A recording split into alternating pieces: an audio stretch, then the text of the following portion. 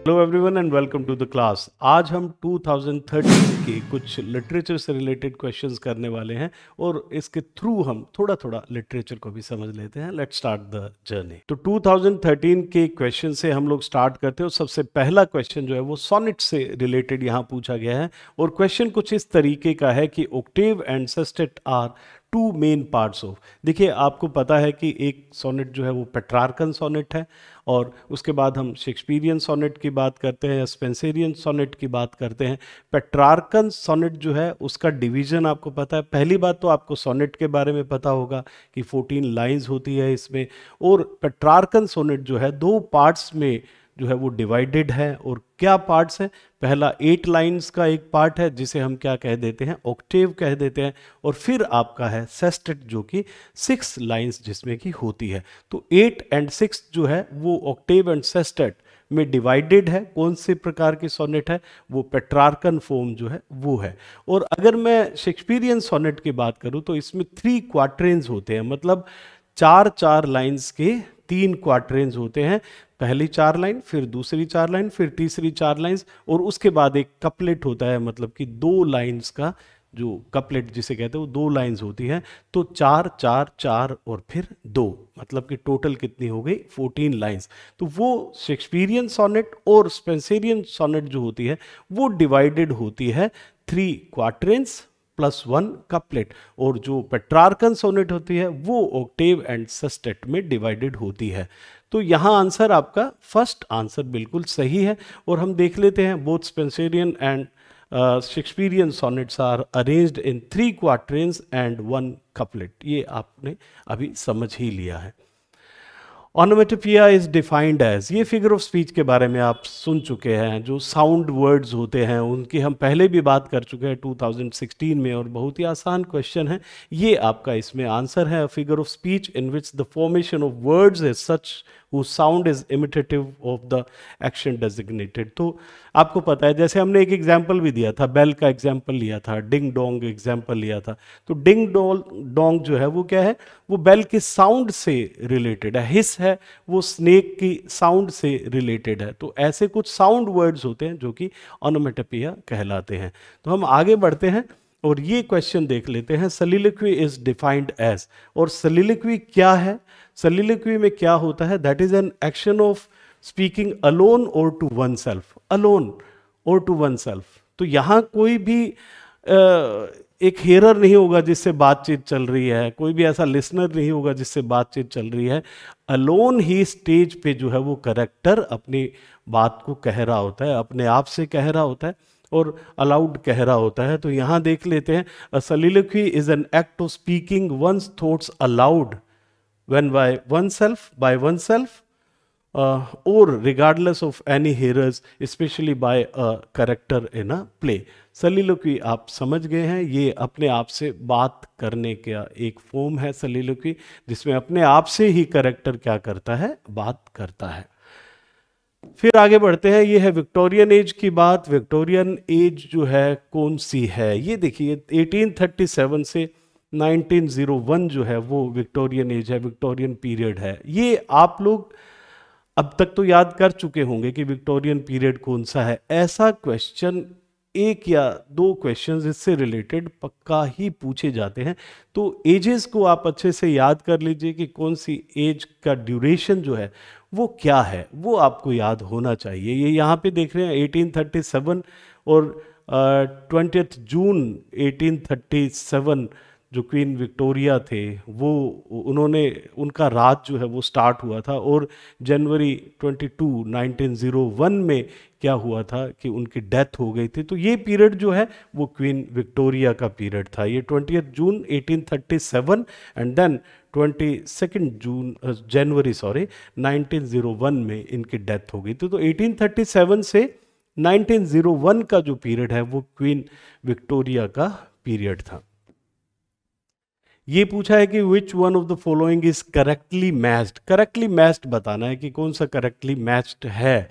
ये Tennyson lyrical ballads, ये तो करेक्टली मैच्ड नहीं है, आपको पता ही है। लिरिकल बैलेट्स तो बहुत बार आप पढ़ चुके होंगे, बहुत बार याद भी कर चुके होंगे कि ये कॉलरिज एंड वर्ड्सवर्थ दोनों से रिलेटेड वर्क है।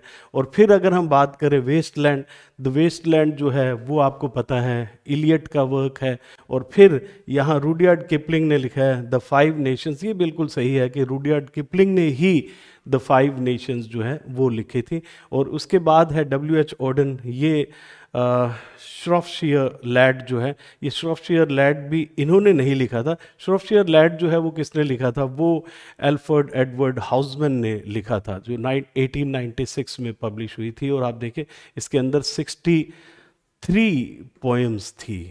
ये श्रॉफशायर लैड जो है वो हाउसमैन ने लिखी है। यहाँ आंसर में आपको क्या दे रखा है, यहाँ दे रखा है ये W.H. ऑडन, ये जो कि गलत है। तो आपका सही जो मैच है वो कौन सा है, the five Nations Rudyard Kipling, ये बिल्कुल सही मैच है। तो विच one of the following is correctly match, तो आंसर आपका ये रुडयार्ड किपलिंग वाला हो जाएगा।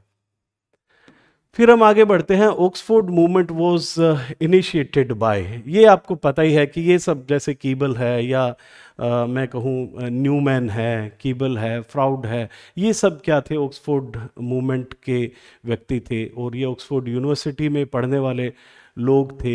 एक तरीके से ऑक्सफोर्ड मूवमेंट जो था वो एक रिलीजियस मूवमेंट था। तो आपने देखा यहाँ ये नाम जो है, जॉन कीबल का जो नाम आता है 1833, ऐसा माना जाता है कि इन्होंने जो है इस मूवमेंट को स्टार्ट किया था, इन्हीं से ये मूवमेंट जो है वो स्टार्ट हुआ था। तो जॉन कीबल का नाम आ जाता है। ऑक्सफोर्ड मूवमेंट के बारे में आप ये सब जानते ही हैं कि वो चर्च मेंबर्स का एक वो मूवमेंट था, high church members of the church of England which began in 1830s, और मैं कहूँगा 1833 में कीबल के साथ जो है वो ये मूवमेंट स्टार्ट हुआ था। हम आगे बढ़ते हैं और ये देख लेते हैं रेनेसां मीन्स। और आपको पता है renaissance means revival of classical literature, reawakening थी। और हमारा एक तरीके से रिवाइवल ऑफ क्लासिकल लिटरेचर है कि हम क्लासिकल लिटरेचर की तरफ जो है वापस मूव हुए थे, लिटरेचर की तरफ वापस, क्लासिकल लिटरेचर की तरफ हम वापस मूव हुए थे। तो renaissance means revival of classical literature. Who among the following has won the Booker Prize for his or her writing? Sarojini Naidu, Anita Desai, Arundhati Roy या फिर झुंपा लाहिरी। ये चार ऑप्शन दिया है। बुकर प्राइज किसको मिला था? बुकर प्राइज आपको अगर याद हो अरुंधति रॉय को, आप ये तो जीके में भी आपने पढ़ा होगा कि अरुंधति रॉय को जो है वो बुकर प्राइज मिला था। और आपको पता भी है उनके बुक का नाम भी the God of small things, वो बुक थी जिसे बुकर प्राइज मिला था 1997 में बुकर प्राइज मिला था। और एक तरीके का फिक्शन था। 1997 में जो है ये बुकर प्राइज मिला था अरुंधति रॉय को। और इसके बाद जो कुछ नेम्स हैं, जैसे सरोजनी नायडू नाम दे रखा है यहाँ पे, अनीता देसाई है, झुंपा लाहिरी है, तो उनकी भी बात कर लेते हैं। अनीता देसाई को जो है वो शॉर्टलिस्टेड ज़रूर हुई थी 3 बार। She has been shortlisted for the Booker prize 3 times, 3 बार शॉर्टलिस्टेड थे वो। और she received a Sahitya Akademi award in 1978 for a novel fire on the mountain. तो आप ध्यान रखें ये साहित्य अकेडमी अवार्ड ज़रूर मिला था अनीता देसाई को। हाँ, बुकर प्राइज़ के लिए ये क्या थी, मतलब शॉर्ट लिस्टेड थी, लेकिन इन्हें मिला नहीं था। लेकिन फायर ऑन द माउंटेन के लिए उन्हें साहित्य अकेडमी अवार्ड मिला था 1978 में। ये भी आप ध्यान रखिए। फायर ऑन द माउंटेन किससे रिलेटेड है? ये अनीता देसाई से रिलेटेड है। और इसके लिए इन्हें कौन सा अवार्ड मिला था? साहित्य अकेडमी अवार्ड मिला था। ये भी आप ध्यान रखें, याद रखने वाली चीज़ है। और झुंपा लाहिरी जो है तो उन्हें she won Pulitzer Prize for Interpreter of Maladies in fiction 2000 में इन्हें ये अवार्ड मिला था।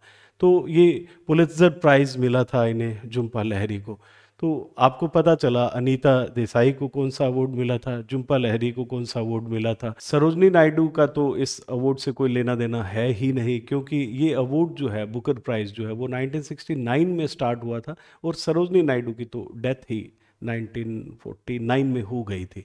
तो हम आगे बढ़ते हैं और एक और क्वेश्चन देख लेते हैं 2013 का। ये है which particular literary term is generally not associated with drama. तो ड्रामा से रिलेटेड कौन सी टर्म जो है वो नहीं है। देखिए, ये जो स्ट्रीम ऑफ कॉन्शियसनेस जो है ये एक फिक्शनल नोवेल की टर्म है, और ड्रामा की जो टर्म्स होती है वो सलीलोक्वी, प्लॉट एंड पोएटिक जस्टिस जो है ये ड्रामा से रिलेटेड टर्म्स है, लेकिन स्ट्रीम ऑफ कॉन्शियसनेस जो है वो एक फिक्शनल नोवेल की टर्म है, वो ड्रामा की टर्म जो है वो नहीं है। हम आगे बढ़ते हैं और ये क्वेश्चन देख लेते हैं कि विच one of the following is not considered among the मॉडर्न्स। तो मॉडर्न्स जो है वो कौन कौन नहीं है। अगर हम मॉडर्निज्म की बात करें, आपको पता ही है कि टी.एस. इलियट जो है, डब्ल्यू.बी. ईट्स जो है वो, और वर्जीनिया वुल्फ जो है, ये सभी क्या थे, ये मॉडर्न्स थे। अगर मैं इनकी बात कर रहा हूँ, कार्लाइल की बात करता हूँ, तो ये तो विक्टोरियन एज के एक राइटर थे। तो हम देखें कि थॉमस ये कार्लाइल जो है वो विक्टोरियन एरा के एक राइटर थे। तो मॉडर्न्स आपने देख लिया कि हम ये सब जो है, टी.एस. इलियट है या डब्ल्यू.बी. ईट्स है या वर्जीनिया वुल्फ है, ये सब क्या थे, ये मॉडर्न्स हैं। और अगर कार्लाइल की बात करूं तो ये राइटर जो है वो विक्टोरियन एज के राइटर हैं। फिर हम ये क्वेश्चन देख लेते हैं, which one of the following does not match correctly. Raja Rao, the Serpent and the Rope, Anita Desai, Fire on the Mountain. ये क्वेश्चन हमने अभी किया था, आपने देखा होगा। Mulk Raj Anand, Man Eaters of Malgudi, और Jhumpa Lahiri, the Interpreter of Maladies. तो ये तो सही है, ये भी सही है, ये भी सही है। ये तो मैन ईटर्स ऑफ मालगुडीज जो है, मालगुडी जो है, वो तो आर के नारायण की लिखी हुई है, मुल्क राज आनंद की नहीं है। वो किससे रिलेटेड है, आर के नारायण से रिलेटेड है। हम आगे बढ़ते हैं और ये क्वेश्चन देख लेते हैं, इन the bazaars of Hyderabad is a poem composed bye. तो आपको पता होगा ये तो सरोजनी नायडू है। गोल्डन थ्रेशोल्ड आपने पढ़ा होगा, या फिर ये इन द बाजार्स ऑफ हैदराबाद है, ये एक पोएम है जो कि सरोजनी नायडू ने लिखी है। तो सरोजनी नायडू से रिलेटेड है in the bazaars of Hyderabad. Art for art's sake was one of the features of. ये आर्ट फॉर आर्ट्स सेक, देखिए क्या होता है कि ये एक टर्म जो है बहुत ही अच्छी टर्म है। आपने आर्नोल्ड की टर्म पढ़ी होगी जिन्होंने कहा था आर्ट फॉर लाइफ सेक। तो जो आर्ट फॉर लाइफ सेक की बात करते हैं वो कहेंगे कि आर्ट से, आर्ट डिडक्टिक होनी चाहिए, वो मोरालिटी सिखाती है, वो एक तरीके की टीचिंग के लिए होती है, वो जीवन जीने की कला भी सिखाती है। लेकिन जब हम आर्ट फॉर आर्ट सेक की बात करते हैं तो यहाँ मोरालिटी से कोई लेना देना नहीं है, या डिडक्टिसिज्म जो है उससे लेना देना नहीं है। तो कहीं भी जो है वो जीवन से कोई लेना देना नहीं। ये जो है वो क्या है, ब्यूटी को ग्लोरीफाई करना और बिल्कुल आर्ट को आर्ट के लिए, आर्ट तक ही सीमित रखना होता है। तो ये जो आर्ट फॉर आर्ट सेक जो है, ये फीचर जो था ये प्री रेफलाइट मूवमेंट का एक फीचर था। आई होप आपको ये सभी क्वेश्चंस जो है, बहुत ज़्यादा टफ क्वेश्चंस नहीं हैं। अगर आप थोड़ा थोड़ा लिटरेचर को पढ़ रहे हैं और आपको पता है कि एक टेस्ट सीरीज़ जो है वो ब्लॉसम डिजिटल ऐप पर आपको मिल रही है, तो वो टेस्ट सीरीज़ अगर आप कर रहे हैं और अगर आपने नहीं की है तो आज ही ब्लॉसम डिजिटल ऐप पे जाएं। आपको लिटरेचर से रिलेटेड बहुत सी टेस्ट सीरीज़ जो है वो मिल जाएगी, या और भी ग्रामर से रिलेटेड टेस्ट सीरीज़ मिल जाएगी, टीचिंग मेथड से रिलेटेड टेस्ट सीरीज़ मिल जाएगी। और ये सब अगर आप अच्छे से कर लेंगे तो मुझे लगता है कि लगभग तैयारी आपकी पूरी हो जाएगी। आई होप कि आपने इस क्लास को खूब इन्जॉय किया होगा और नेक्स्ट क्लास में हम मिलते हैं। Thank you very much and have a wonderful day.